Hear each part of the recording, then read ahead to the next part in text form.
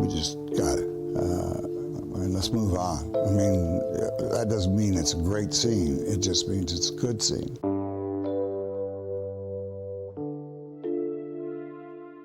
Smokey and the Bandit wasn't just another movie. It was a cultural ride across the 1970s. Fast cars, funny one-liners, and that unforgettable chemistry between Burt Reynolds and Sally Field made it a box office hit that nobody saw coming. But even legends have their slip-ups. Between the roaring engines and chase scenes, there were hilarious bloopers that somehow made it into the final cut. While some fans caught them years later, others never noticed at all. From missing props to continuity errors, there's more here than meets the eye. Join us as we take a closer look at the movie, its cast, and the moments that slipped past the editors.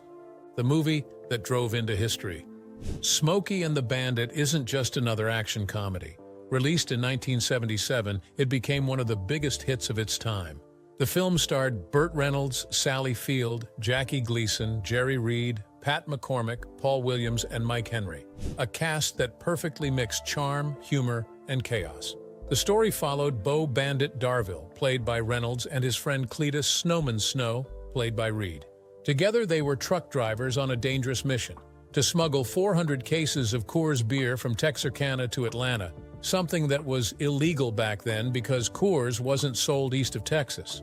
While Snowman drove the truck full of beer, Bandit distracted the police in his shiny black 1977 Pontiac Trans Am. Their plan? Keep the law busy while the beer made it home safely. But things took a wild turn when Bandit picked up Carrie, a runaway bride played by Sally Field. Her escape made Bandit a target for Sheriff Buford T. Justice, a loud and funny lawman played by Jackie Gleason. What followed was one of the most entertaining car chases in movie history, full of crashes, close calls, and comic timing. The film wasn't just about fast cars and beer smuggling. It was about the spirit of rebellion, freedom, and pure fun. It grossed $127 million at the box office, a massive success compared to its small $4.3 million budget. It became the second highest grossing movie of 1977, right after Star Wars. That's no small deal. And this success didn't stop there. It started a whole Smokey and the Bandit franchise with sequels and endless pop culture references.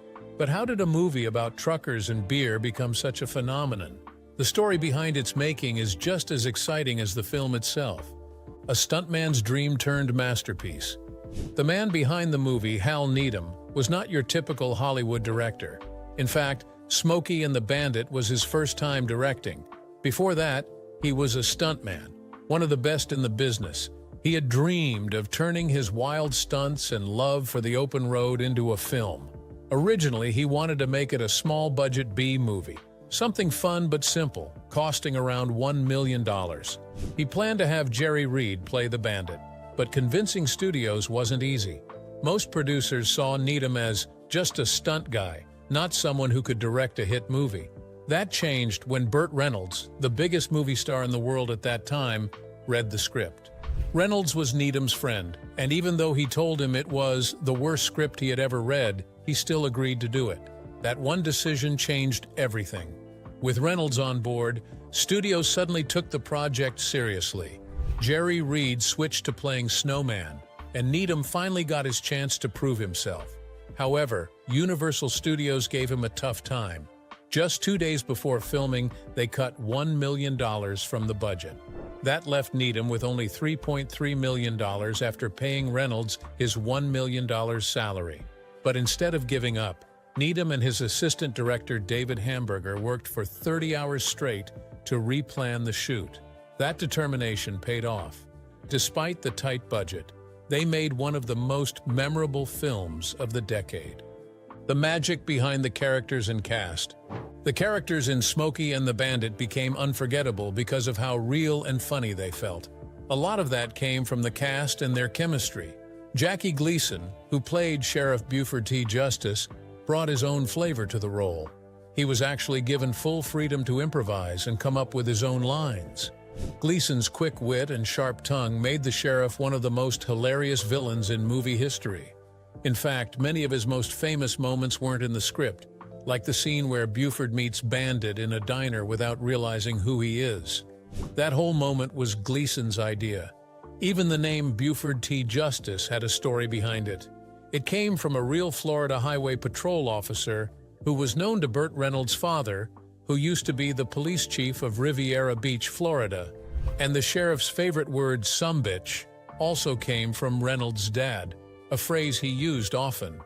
Sally Field, on the other hand, only joined the movie after her agent convinced her it was the right move. Universal executives didn't want her at first. They thought she wasn't attractive enough. But Reynolds, who was already a huge star, insisted that she be cast. The two became great friends, and their chemistry on screen became one of the reasons audiences fell in love with the movie. Field later said that much of the movie was improvised. The lines, the timing, even the jokes. That spontaneity made it feel natural, not forced.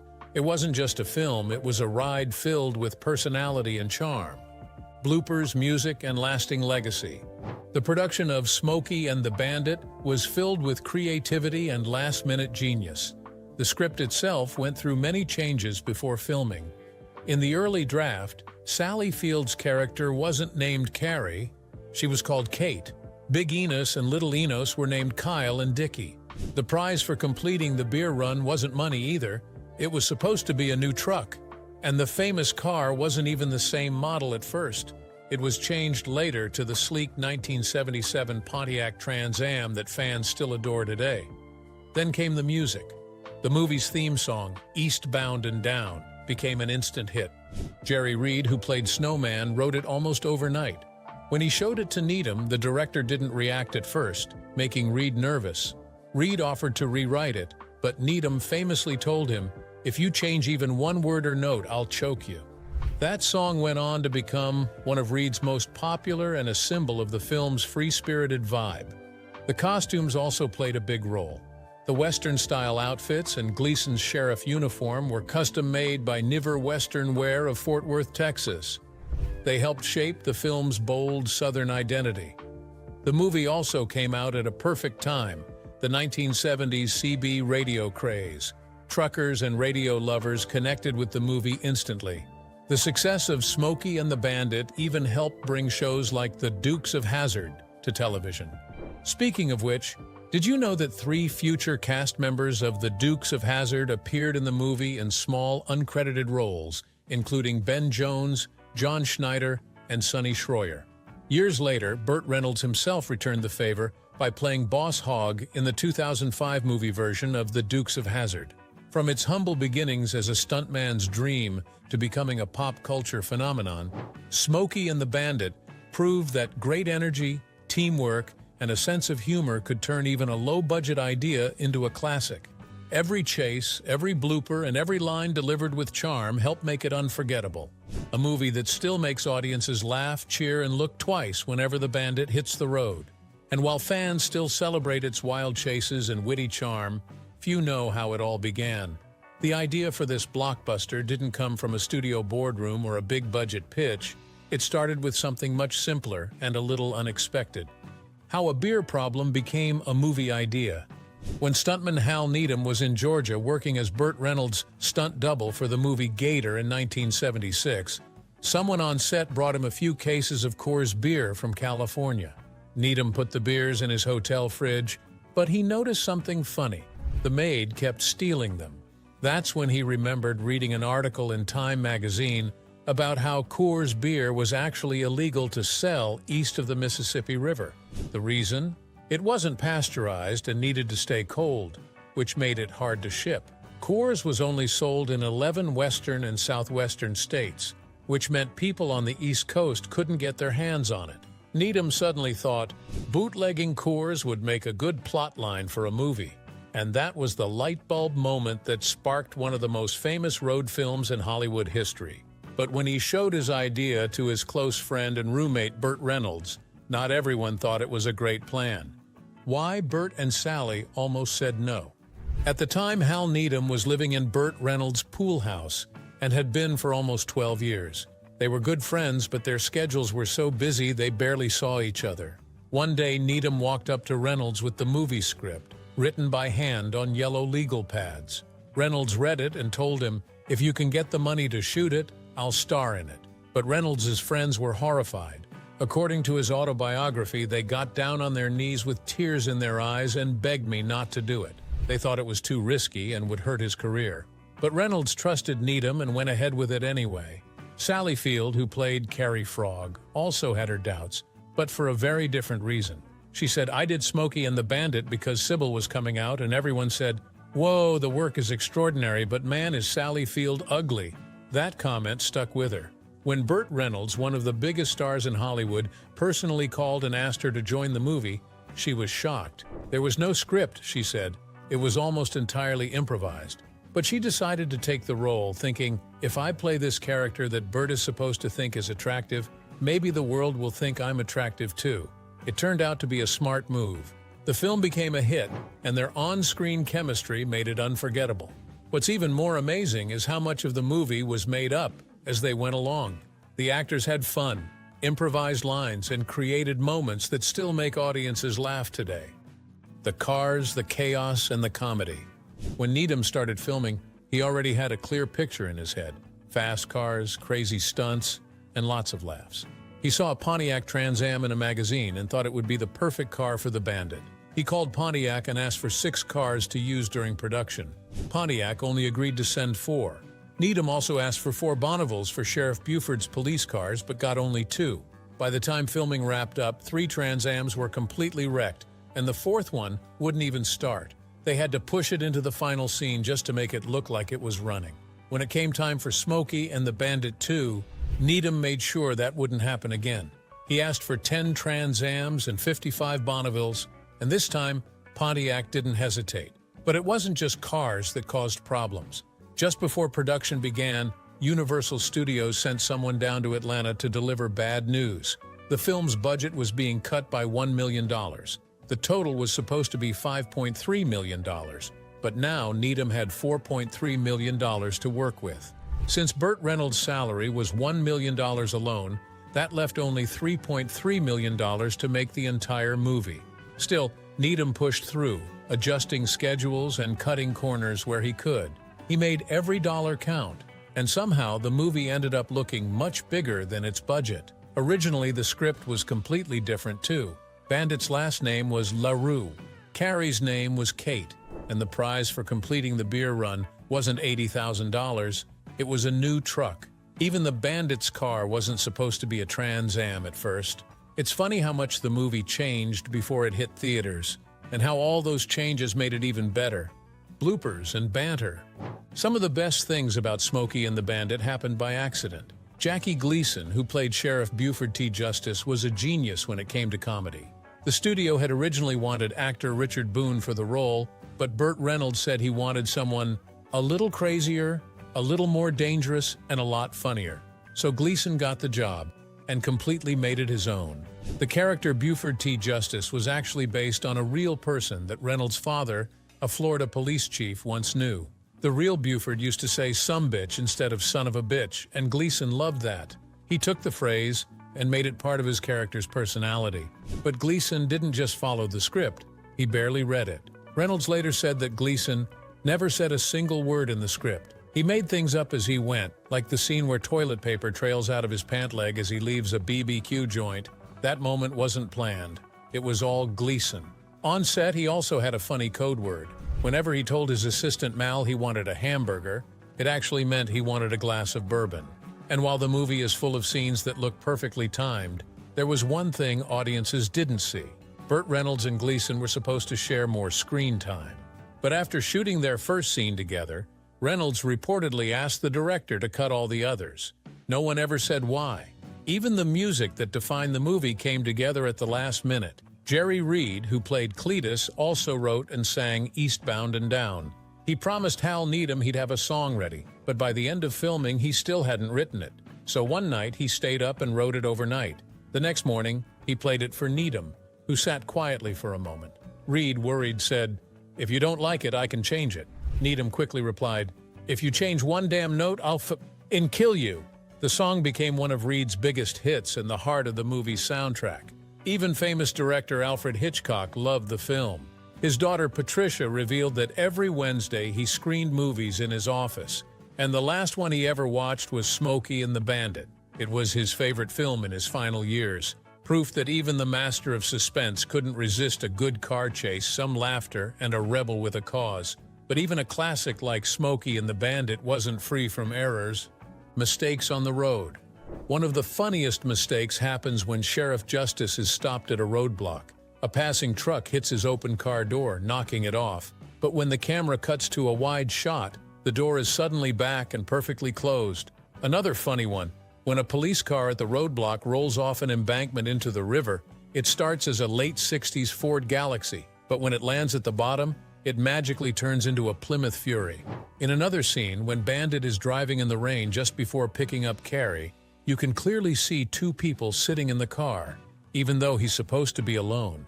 And somehow, no matter how many dusty back roads the Bandit speeds down, his shiny black Trans Am never seems to get dirty. It's spotless in every next shot. There's also a moment where Sheriff Buford T. Justice crashes on a bridge and the hood of his car bends out of shape. But a few scenes later, it's mysteriously fixed. Good as new. These slip-ups might not ruin the story, but they definitely make rewatching the film a little more fun. You start to notice things you didn't before, like catching secrets hidden in plain sight, factual errors, and funny logic. Beyond car mix-ups and clean vehicles, the movie also has some factual errors that make you scratch your head. Sheriff Justice keeps saying he's in hot pursuit of the Bandit, but by law, his pursuit would end the moment he lost sight of him. And since the Bandit spends most of the movie far ahead, Buford's claim to hot pursuit doesn't really hold up. Then there's the beer problem. Snowman's trailer is said to be carrying 400 cases of Coors beer, all stacked neatly against the back doors. Anyone who's ever seen how heavy beer cases are knows that without straps or proper support, those bottles would be shattered by the time they reached Atlanta. Then there's the opening song where it says Bandit hit them brakes, found he had no air. That sounds dramatic, but in reality, trucks in the 1970s used triple-valve air brake systems. If a truck lost all its air, the brakes would actually lock up, not fail.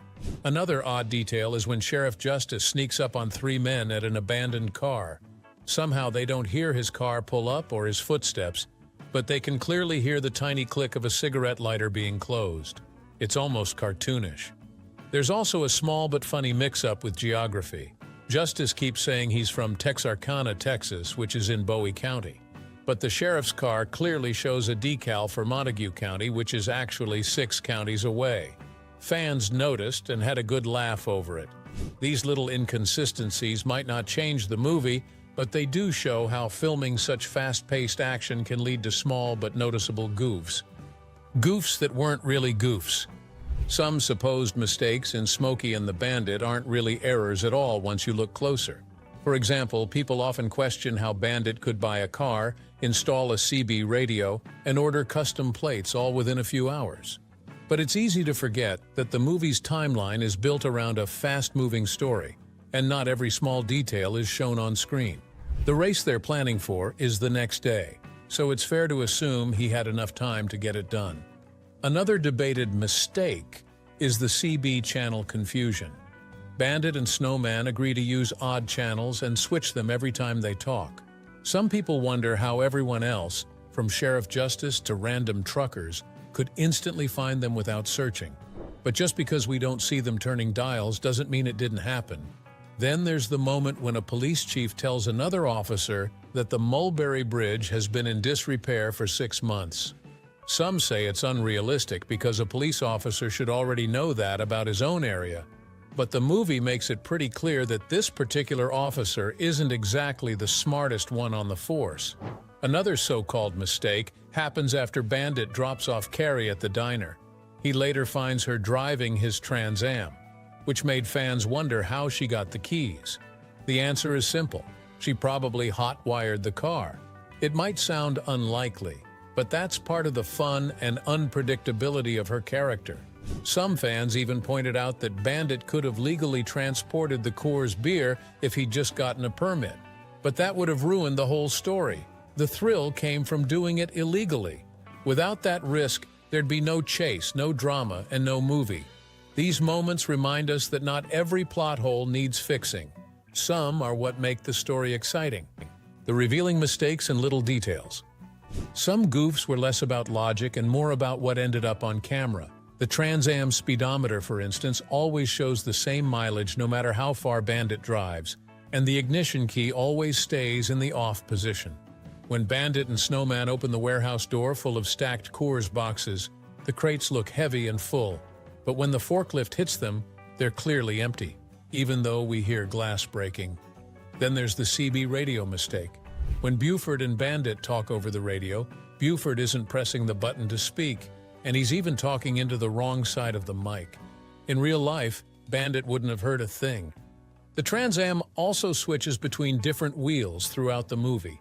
When the boys cross the Texas state line, the car has honeycomb wheels from the 1976 model. But in other shots, they suddenly change to snowflake wheels from 1977. And during the bridge jump scene, you can actually see the ramp that was used to launch the car, a clear sign of movie magic. Another small detail is that when the police cars chase the Bandit across the same bridge, they don't fly like his car did earlier. It's clear their stunts were filmed differently. In one scene, Buford talks to Sheriff Branford over a CB radio, even though Branford is using a police radio, two systems that couldn't connect in real life. And eagle-eyed fans notice something else. When Bandit's hand is shown changing CB channels, it's clearly a stand-in.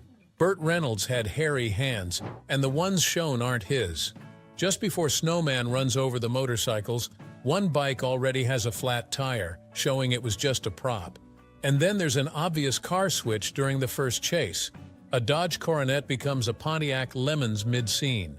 Even the sounds weren't perfect. When the truck pulls up to the diner, you can hear the deep hum of a two-stroke engine, but in the opening it's clearly a four-stroke. And here's one that still gets fans laughing. When Buford realizes he's arrested the wrong man at the RV scene, his line, "Moose Twit," is an overdub. He actually said "Moose Twat," but it was changed for obvious reasons. The same thing happens again in Part 2. Finally, when Big Enos flies his plane and sprays the crowd with orange paint, his goggles are hilariously on upside down. These details, though small, make Smokey and the Bandit even more fun to watch. Crew reflections and camera secrets. In several shots where Carrie and Bandit are driving the famous black Trans Am, the top of the camera can be clearly seen reflected in the car's shiny door. It's quick, but once you notice it, it's hard to miss. During the convoy scene, when Bandit hides among the trucks, there's another surprise. As the Allied van line's truck moves aside to let the Bandit pull out, you can actually see a stunt coordinator leaning out of the passenger side window. He's signaling to the driver that it's safe to move. It's a blink-and-you'll-miss-it moment, but it proves just how hands-on these stunt scenes really were. Another small goof happens when Snowman gets thrown out of a bar. As the doors swing open, someone's face appears briefly on the right-hand side, standing outside. But when the camera cuts again, that person has completely vanished. It was probably a crew member waiting to help with the stunt. There's also a strange visual moment near the end of the film. When Bandit passes Snowman on a curve and a trooper's car spins around, a faint double image of the Trans Am moves across the screen. It looks like the car is reflecting off the camera lens or maybe a piece of protective glass placed in front of it. It's not a glitch in the movie. It's just a reminder of how close the action really got to the camera. And then there's the scene with the motorcycle cop talking to Snowman. Look closely and you'll spot two large studio lights reflecting off the cop's shiny helmet and the truck's chrome air cleaner. It's one of those little behind-the-scenes moments that accidentally slipped into the movie. But that's not all, because the movie also had plenty of geographical mix-ups that make you wonder if anyone was checking the map. Geography mistakes. When it comes to directions, Smokey and the Bandit definitely took some wrong turns. In one scene, the Silver-Tongued Devil asks Bandit if he's on Interstate 82 heading toward Fayetteville, and Bandit says yes. The problem? There is no Interstate 82 that leads to Fayetteville. The correct route would have been US 71, a long, winding mountain road that actually goes in the opposite direction, about 5 hours the wrong way. Later in the film, a helicopter pilot says, I've just picked up the Bandit, eastbound on 95. That's another mix-up, since Interstate 95 runs north and south along Georgia's coast, not east and west. It would have been nearly 250 miles away from where the Bandit actually was. And as if that wasn't enough, some of the Arkansas scenes were clearly filmed in Georgia. During one supposed Arkansas roadblock, you can spot a Georgia state route sign in the background. Even funnier, when Sheriff Justice is said to be waiting near the Mississippi border, the school behind him is Redden Elementary, which is in DeKalb County, Georgia, east of Atlanta. Another shot set in Deason County, Arkansas, even shows a real estate sign for Clayton County, Georgia. For a movie about speed and precision, the map work definitely wasn't accurate. Did you ever notice any of these goofs while watching Smokey and the Bandit? Or did they completely fly past you? Share your thoughts in the comments below. And don't forget to hit like, subscribe, and stay tuned for more incredible stories from Hollywood's fascinating history. See you next time.